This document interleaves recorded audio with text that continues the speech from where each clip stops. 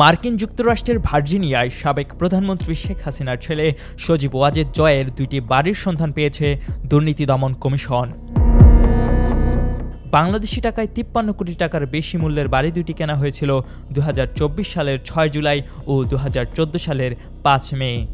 দুদক থেকে পাওয়া তথ্যানুযায়ী বাংলাদেশের আয়কর নথিতে শেখ হাসিনার তথ্য ও যোগাযোগ প্রযুক্তি বিষয়ক উপদেষ্টা সজীব আহমেদ ওয়াজেদ জয় এসব বাড়ির তথ্য দেননি। বাড়ি দুটির সন্ধান পাওয়ার পর যাচাই বাছাই শেষে তা জব্দের উদ্যোগ নেওয়া হয়। দুদকের অনুসন্ধান দল ঠিকানাসহ সুনির্দিষ্ট তথ্য কমিশনে দাখিল করার পর কমিশন থেকে অনুমোদন দেওয়া হয়।